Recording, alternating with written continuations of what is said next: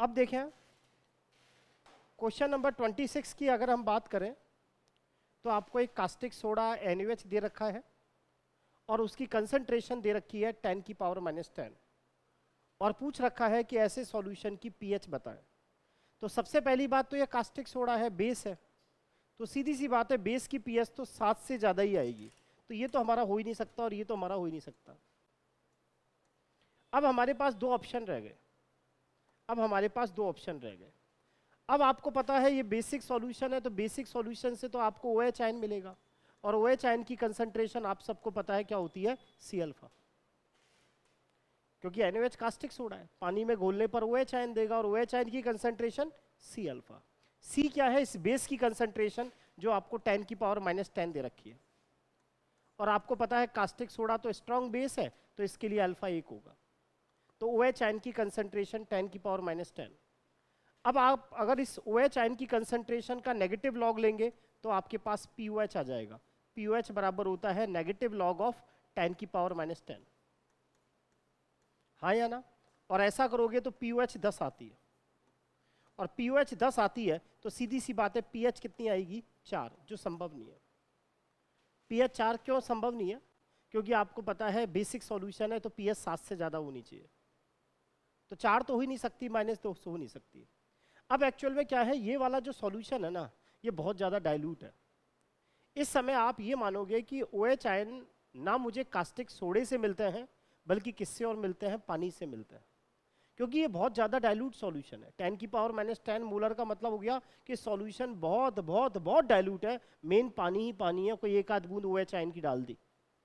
तो इस समय आप ये मानेंगे कि जो मुझे OH आयन मिलेंगे ना मेनली, वो NaOH से तो बहुत कम मिलेंगे, जो OH आयन मिलेंगे वो पानी से मिलेंगे। और पानी से आपको पता है कितने OH आयन मिलते हैं, 10 की घात -7 ग्राम आयन पर लीटर। आया समझ में? तो जब आप 10 की घात -7 का नेगेटिव लॉग लोगे तो आपके पास pH कितनी आएगी, 7 आएगी, इसीलिए इसका आंसर क्या रहा, सेकंड रहा। सबको समझ में आया होगा।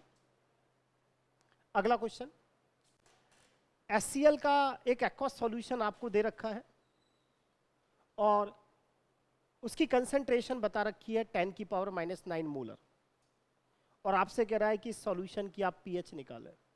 तो आपको पता है HCl स्ट्रॉन्ग एसिड है, तो इस समय जो मुझे इस HCl से पानी में घोलने पर जो H आयन मिलेंगे उनकी कंसंट्रेशन निकालने का फॉर्मूला C अल्फा।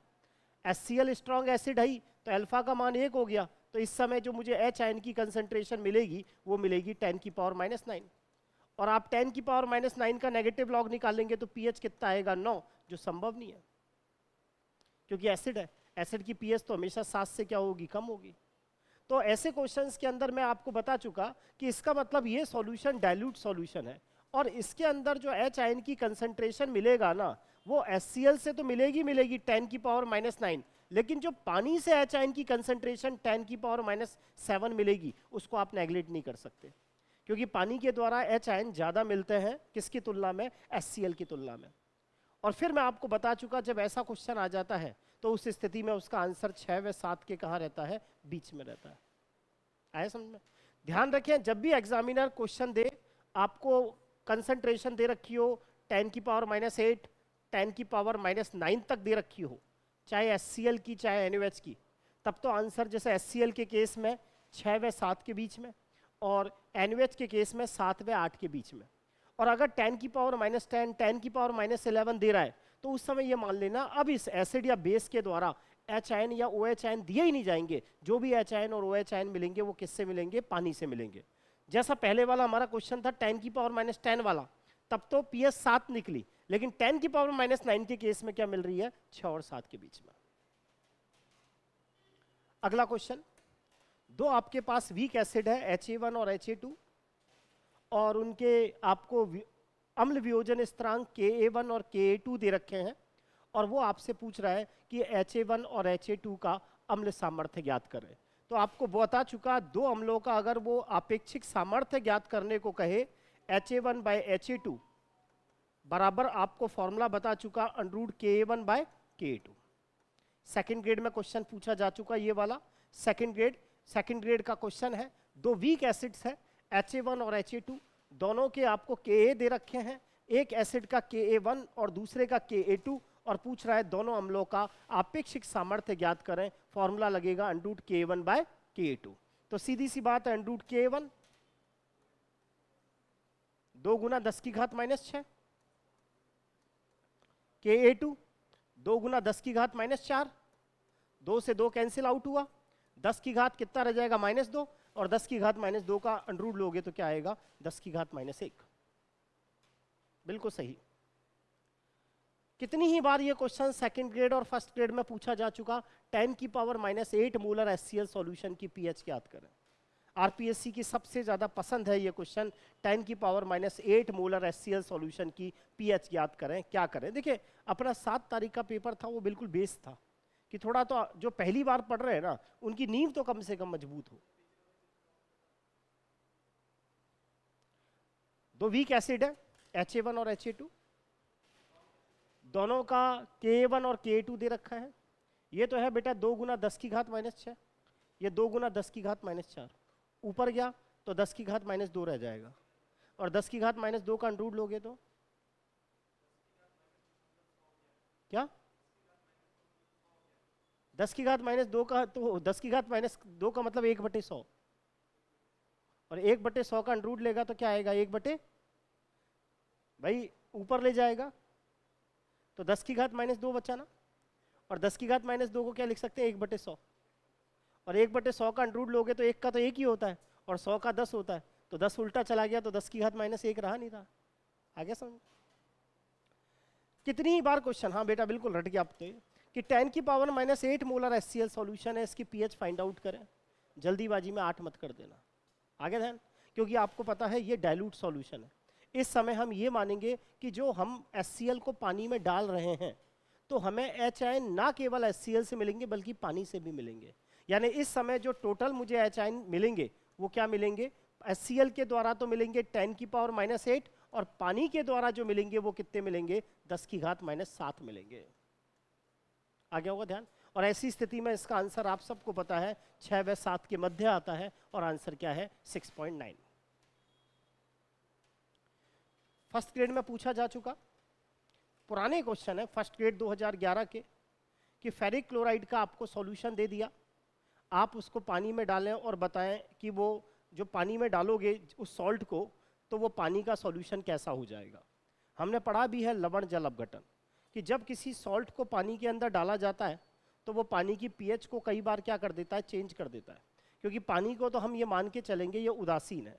जब आप फेरिक क्लोराइड को पानी में डालेंगे तो सीधी सी बात है, फेरिक क्लोराइड एक सॉल्ट है, ये वाटर के साथ रिएक्शन करेगा और एक तो बनाएगा फेरिक हाइड्रोक्साइड और दूसरा बनाएगा HCl। अब आप सबको ये पता है HCl तो स्ट्रॉन्ग एसिड है, स्ट्रॉन्ग एसिड पानी में 100% आयनाइज होगा, ये आपको खूब क्या देगा, H आयन देगा। और ये जो डी ब्लॉक के हाइड्रोक्साइड होते हैं ये वीक बेस होते हैं, वीक बेस आपको कम OH आयन देंगे, ये तो OH आयन कम देंगे, ये पानी में H आयन ज्यादा देगा, और जब माध्यम के अंदर पानी के अंदर H आयन की कंसंट्रेशन OH आयन से ज्यादा हो जाएगी तो माध्यम अम्लीय हो जाएगा, और ऐसे केस में आंसर क्या आएगा 1। आगे समझ में।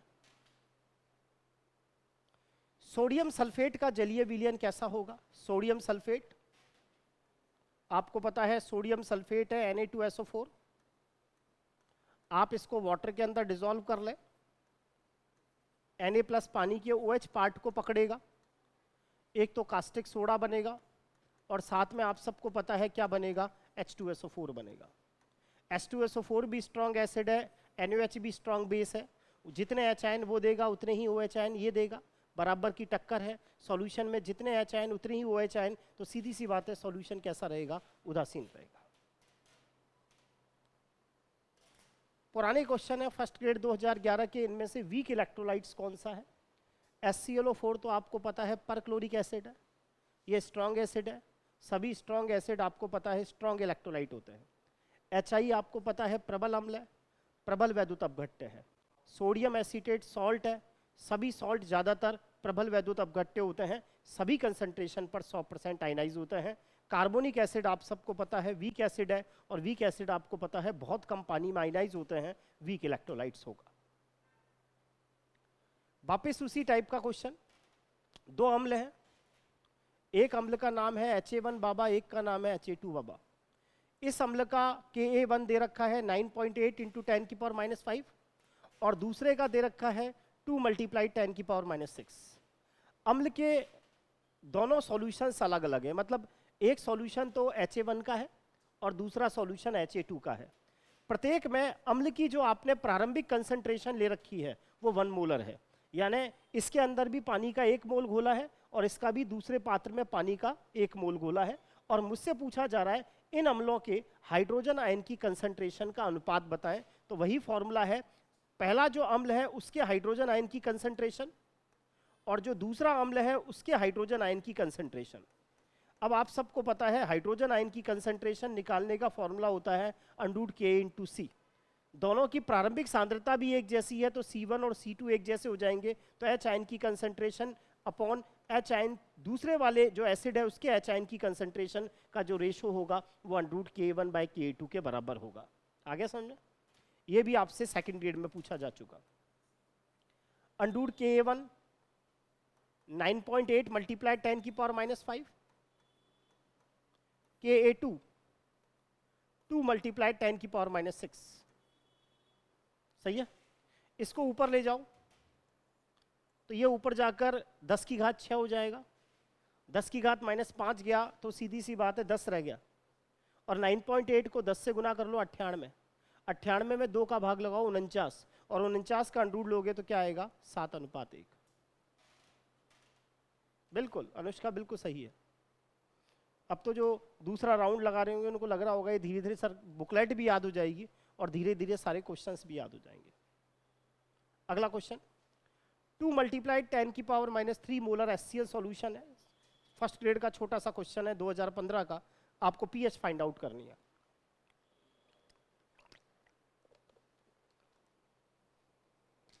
तो पीएच बराबर -log ऑफ, यही H आयन की कंसंट्रेशन है 2 × 10⁻³ भाई HCl है ना स्ट्रॉन्ग एसिड, तो H आयन की कंसंट्रेशन C के बराबर। बता चुका है A × 10⁻⁻B का नेगेटिव लॉग 3 - log 2। log 2 की वैल्यू सबको पता है 0.30, तो अब तो याद हो गया होगा 2.7। कॉलराउस का नियम सबको पता है। कॉलराउस के नियम का दूसरा नाम मैंने क्या बोला था? स्वतंत्र आयन के अभिगमन का नियम। याद आ गया? कॉलराउस ये कहता है अनंत तनुता वो तनुता होती है जब इंटर आयनिक इंटरेक्शन खत्म हो जाता है, प्रत्येक आयन अपनी चालकता का सीमांत मान प्राप्त कर लेता है, और उसी रूल को वो कहता है स्वतंत्र आयन के अभिगमन का नियम। Second grade 2013।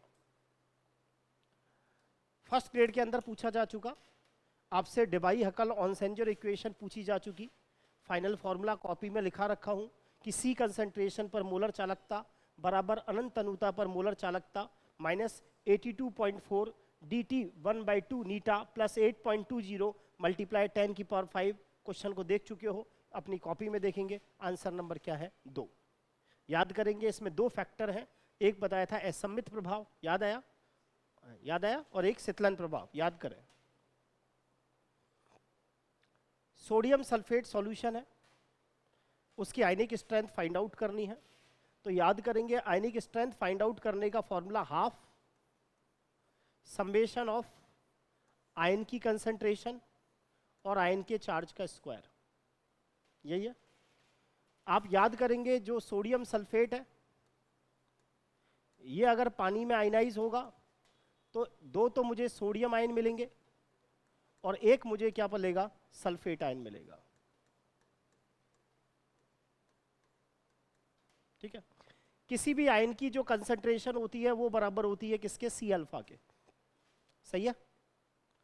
क्योंकि सोडियम सल्फेट सॉल्ट है और सॉल्ट के लिए अल्फा 1 होता है, तो जो इसकी कंसंट्रेशन है वही इन आयंस की कंसंट्रेशन होगी। तो सोडियम आयन की कंसंट्रेशन मेरे पास क्या हो गई? 0.02।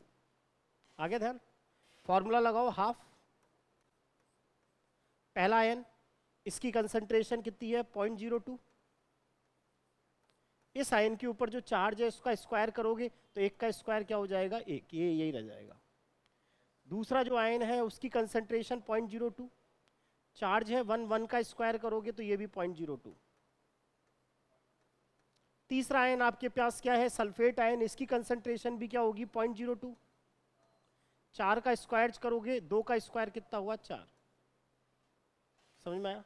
तो ये आप जोड़ लो 0.02, 0.02 और 0.08। 8 2 10 2 12 की 2 हासिल का 1, 0.12, 0.12 बटे 2। कैलकुलेशन में दिक्कत हो तो लिख सकते हो 12 बटे 200। अरे हाँ या ना? और कैलकुलेशन में दिक्कत हो तो इसको 1 से काट लेना, ये हुआ 2 से काटा 6 बटे 12, तो आंसर क्या हो गया 0.06। आ गया समझ में सभी के? सर 36 क्वेश्चन को दिखाना, ये रहा बेटा, एक बार चेक कर लेना बेटा, डायरेक्ट फॉर्मूला लिखा रखा है इसका, है ना? तो ऊपर नीचे हो सकता है ना इसका, इसकी पावर एक बार कॉपी के अंदर देख लेना बेटा, डायरेक्ट फॉर्मूला लिखा रखा है इसका, है ना? हाँ एक बार उसी वो फॉर्म, हो सकता है कोई टाइप में मिस्टेक हो, लेकिन फॉर्मूला वही था जो लिखा है ना कॉपी के अंदर, उसको देख लेना, है ना? कॉपी में लिखा रखा है ये फॉर्मूला, ये फर्स्ट ग्रेड में पूछा जा चुका। ध्यान करेंगे हाँ बिल्कुल, dt पर देख लेना उसको, dt पर है ना बेटा, लिखा रखा ना dt की पावर 1/2n, देख लेना उसको, सही कर लेना। अब इसका फॉर्मूला याद हो तो आपको क्या फॉर्मूला लिखा रखा है मैंने, कि एक मोनोवैलेंट और ट्राईवैलेंट है, और एक ट्राईवैलेंट और मोनोवैलेंट इलेक्ट्रोलाइट्स है। इसके अंदर ये जो अपन ने क्या पढ़ा था, इसको कौन सा कॉफिशिएंट बोला था याद करो, इसको कौन सा कॉफिशिएंट बोला था याद करो, लॉग गामा प्लस माइनस, याद करो, भूल गए क्या? फॉर्मूला लिखाया हुआ है कॉपी में देखो, 0.0529, इसको मल्टीप्लाई करना है z प्लस और किससे, z माइनस। देखो पढ़ो कॉपी में, खोलो कॉपी अपनी, कॉपी में लाया क्या, पढ़ इसको। एक्टिविटी कॉफिशिएंट याद करो, एक्टिविटी कॉफिशिएंट का नेगेटिव लॉग क्या आया था, 0.0529 multiply z plus z minus आया था, नहीं आया था? फर्स्ट ग्रेड में 2 बार आ गया ये क्वेश्चन। कितना है, यही है क्या, 0.0529 को मल्टीप्लाई किससे कर रखा है, z प्लस, और याद आया किस किस के बीच में रिलेशन है, एक्टिविटी कॉफिशिएंट याद करो, बता रखा है। तो यही तो पूछा है इसने कि लॉग, तो सीधी सी बात है 0.0529 मल्टीप्लाई 1 और 3, तो आंसर क्या हो जाएगा, कॉपी पढ़ते नहीं हो देर तक। वापिस वही क्वेश्चन है कि माइनस लॉग गामा प्लस और अंडरूट म्यू, याद करो इसको तो मैंने कहा था एक्टिविटी कॉफिशिएंट, और गामा को क्या बोला था, आयनिक, क्या आयनिक, आयनिक सामर्थ्य थोड़ी था, या आयनिक सामर्थ्य था, पढ़ो कॉपी में क्या है, बोल ये किसके बीच में रिलेशन है। क्या यार तुम लोग पढ़ते ही नहीं हो घर पे जाके, यार घर पे पढ़ते ही नहीं हो। एक्टिविटी कॉफिशिएंट और आयनिक, याद आया, एक्टिविटी कॉफिशिएंट और आयनिक सामर्थ्य के बीच में रिलेशन बताया था, याद करो। एक्टिविटी कॉफिशिएंट का नेगेटिव लॉग और आयनिक सामर्थ्य के बीच में जब ग्राफ खींचते हैं तो वो जो ढाल होता है वो किसके बराबर होता है, 0.0529 मल्टीप्लाई z प्लस और z माइनस। अब आपको पता है जो इलेक्ट्रोलाइट दे रखा है उसमें एक के ऊपर तो एकल संयोजी है और दूसरा द्विसंयोजी है, तो 0.0529 किससे गुना हो जाएगा, 2 से। इसको सही कर लेना, 2 इंटू 0.0529 कर लेना, आगे समझना। वापिस वही question, 0.25 molal potassium sulphate solution है, आयनिक स्ट्रेंथ ज्ञात करनी है। तो बता चुका आयनिक स्ट्रेंथ कैसे ज्ञात करोगे, हाफ समेशन ऑफ आयन की कंसंट्रेशन आयन के चार्ज का स्क्वायर। पोटेशियम सल्फेट जो इसकी कंसंट्रेशन होगी वही इस पोटेशियम आयन की होगी, वही इस पोटेशियम आयन की होगी, और वही इस सल्फेट आयन की कंसंट्रेशन होगी। तो आई बराबर हाफ कंसंट्रेशन 0.25 चार्ज 1 का स्क्वायर प्लस 0.25 चार्ज का 1 का स्क्वायर 0.25 मल्टीप्लाई 2 का स्क्वायर 4। डेढ़ में 2 का भाग लगाया तो कितना आएगा 0.75। आगे समझना बिल्कुल। ये हमको दे रखा है क्लोर सोडियम एसीटेट, और इस वैद्युत अपघट्य की अनंत तनुता पर मोलर चालकता या तुल्यांकी चालकता दे रखी है 224। NaCl की अनंत तनुता पर तुल्यांकी चालकता दे रखी है 38.2। HCl की 203 ओम इनवर्स 1, और पूछ रहा है क्लोरो एसिटिक एसिड की। तो सीधी सी बात है, क्लोरो एसिटिक एसिड की अगर मुझे तुल्यांकी चालकता चाहिए तो मुझे कौन कौन से आयन चाहिए? एक तो आयन चाहिए क्लोरो एसीटेट, अरे हाँ या ना। क्लोरो एसिटिक एसिड जब पानी में डालोगे तो एसिड है, तो एक तो ये आपको H+ आयन देगा और एक क्या देगा? Chloro acetate. तो सीधी सी बात है, क्लोरो एसीटेट मुझे इससे मिलेगा और H+ मुझे इससे मिलेगा, इन दोनों को तो जोड़ दोगे, और एक्स्ट्रा कौन कौन आ गए? Na+ और Cl-, उनको क्या कर दोगे? घटा दोगे। तो 224 और 203 ये तो हो गया 427, सही है। और 427 में से 38.2 आप क्या कर दीजिए? माइनस कर दीजिए। आगे समझना, आप कैलकुलेशन कर लीजिए, वैसे ही दिख रहा है इसका आंसर क्या आएगा? 388 नहीं 427 में से घटेगा ना तो कितना आएगा? कैलकुलेट करो। 279 289 427 में से 38.2, अरे 427 388 पॉइंट समथिंग आएगा। इसको कैलकुलेशन सही कर लो। मुझे लगता है तुम्हें घटाना भी नहीं आता यार। अरे नहीं आता कि घटाना है? बताऊं क्या घटाना? अरे नालायक हो।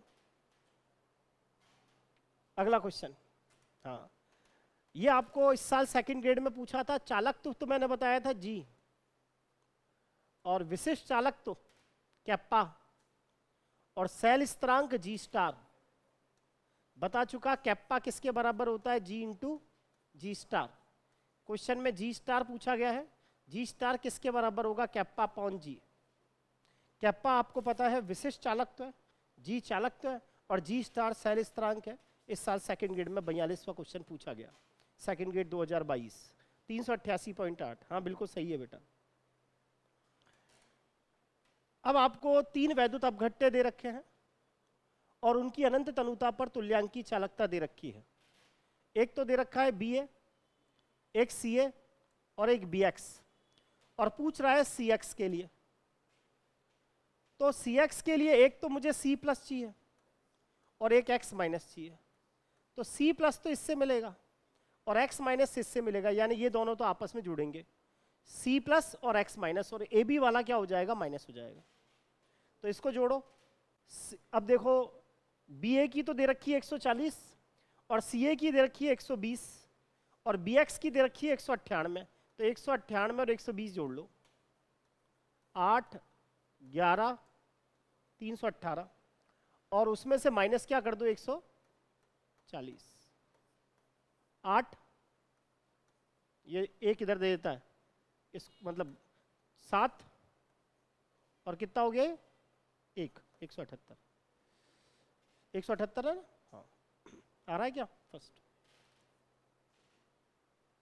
सही है। नेक्स्ट क्वेश्चन वापिस रिपीट हो गया। कोलराउस का नियम आयनों के स्वतंत्र आयन से संबंधित नियम है। तुल्यांकी चालकता के विषय में कौन सा कथन सही है? डाइल्यूशन बढ़ाने पर तो चाहे प्रबल वैद्युत अपघट्य हो चाहे दुर्बल वैद्युत अपघट्य हो, तुल्यांकी चालकता, मोलर चालकता और चालकत्व तीनों बढ़ते हैं, लेकिन एकमात्र विशिष्ट चालकता घटती है। तो तुल्यांकी चालकता के विषय में कौन सी बात सही है? प्रबल और दुर्बल वैद्युत अपघट्य दोनों की तुल्यांकी चालकता तनुता के साथ घटती है, गलत है। प्रबल अपघट्य के लिए तुल्यांकी चालकता तनुता के साथ बढ़ती है, दुर्बल अपघट्य के लिए घटती है, ये भी गलत है। चाहे प्रबल वैद्युत अपघट्य हो चाहे दुर्बल वैद्युत अपघट्य हो, दोनों की ही तुल्यांकी चालकता तनुता बढ़ाने के साथ क्या होती है? बढ़ती है, वो तो विशिष्ट चालकता घटती है। अब देखो एसिटिक एसिड है और उसकी कंसंट्रेशन दे रखी है मोल, ये डेसीमीटर क्यूब का मतलब लीटर ही होता है। और बाकायदा इसकी चालकता बता रखी है। अब देखो यूनिट से समझना, ये ओम इनवर्स 1 सेंटीमीटर इनवर्स 1, इसका मतलब ये कैप्पा दिया हुआ है 19.5 मल्टीप्लाई 10 की पावर -5, ओम इनवर्स 1 और सेंटीमीटर इनवर्स 1, ये कैप्पा है। और इस एसिटिक एसिड की अनंत तनुता पर हमें मोलर चालकता दे रखी है 390, यानी मुझे ये लैम्डा मोलर इनफाइनाइट पता है, और पूछ रहा है अल्फा। तो आपको पता है अल्फा कैसे निकालते हैं, एसिटिक एसिड का वियोजन C कंसंट्रेशन पर मोलर चालकता अपॉन अनंत तनुता पर मोलर चालकता। C कंसंट्रेशन पर मोलर चालकता कहीं नहीं दे रखी, तो आप निकाल लोगे kappa into 1000 upon molar T और लैम्डा मोलर इनफाइनाइट, ये फॉर्मूला लग जाएगा। कैप्पा क्वेश्चन के अंदर आपको दे ही रखा है, कितना है 19.5 गुना 10 की घात -5 1000। मोलरिटी कितनी दे रखी है 0.01 कंसंट्रेशन, और लैम्डा मोलर इनफाइनाइट कितना दे रखा है 390। सही है। अब इसको कैलकुलेट कर लो, आंसर आ जाएगा 2 मिनट में, कोई बड़ी कैलकुलेशन नहीं है।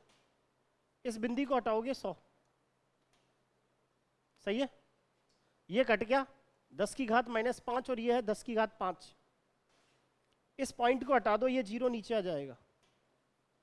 195 में ये कटा 20 बार, 1/200, 1/200, समझ में आया। 1/2 इंटू लिख सकते हो 10 की घात -2, क्योंकि 1/2 इंटू 100, 100 ऊपर चला गया 10 की घात -2, 1/2 होता है आधा 0.5, समझ में आ गया। 0.5 मतलब चाहो तो क्या आंसर हो जाएगा, है क्या आंसर आ रहा है क्या ऐसा कोई?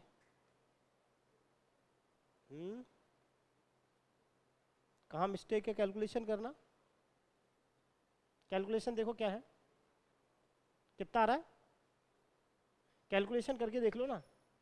ये 19.5 मल्टीप्लाई 10 की power -5 ohm inverse 1 centimetre inverse 1, ये 1000 आपका हो ही गया। ये 0.01 है, और ये अपना कितना है, कितनी दे रखी है कंसंट्रेशन 390 है। ये मैंने ऊपर ले गया तो 10 की घात 1 2 3 4 5 हो गए, तो ये तो कैंसिल हो गए दोनों। ये पॉइंट हटा दिया, और ये क्या 1/20 है, सॉरी 1/20 है ना ये, अरे 1/20 बचा ना, 1/20, तो सेकंड आंसर हो गया। ये 195 दूनी 390, तो ये 20 हुआ ना, तो 1/20 0.05।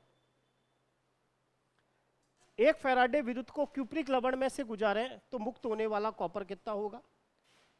कॉपर सल्फेट का सॉल्यूशन है, उसमें Cu+2 कैथोड पर जाएगा, 2 फैराडे चार्ज ग्रहण करेगा और 1 मोल कॉपर सॉलिड बनाएगा।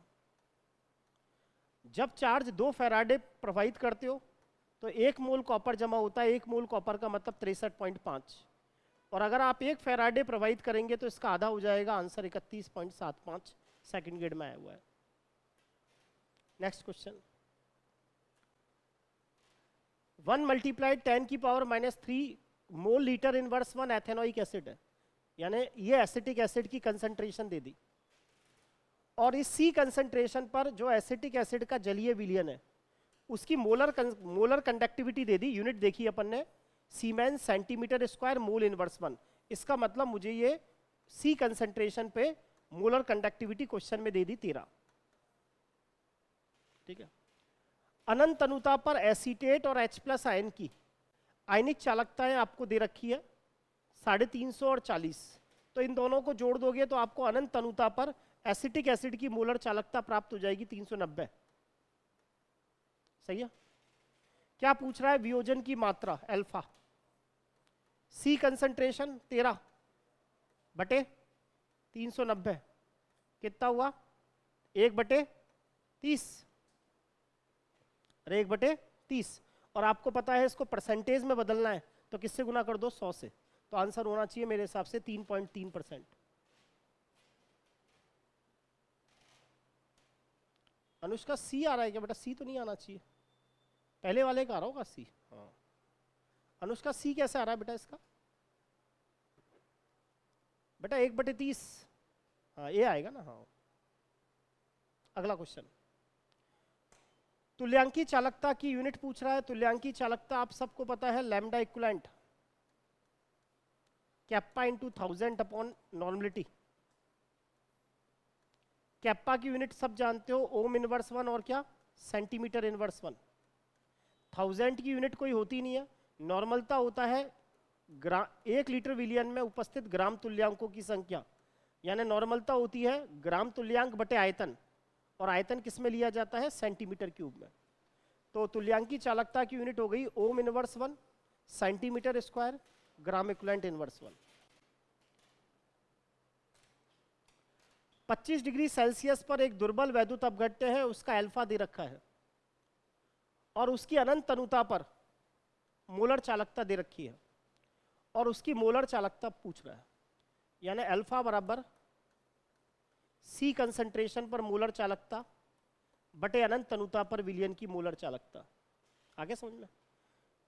वीक इलेक्ट्रोलाइट्स का वियोजन दे रखा है, अल्फा दे रखा है, अनंत तनुता पर मोलर चालकता दे रहा है, सी कंसंट्रेशन पर मोलर चालकता पूछ रहा है।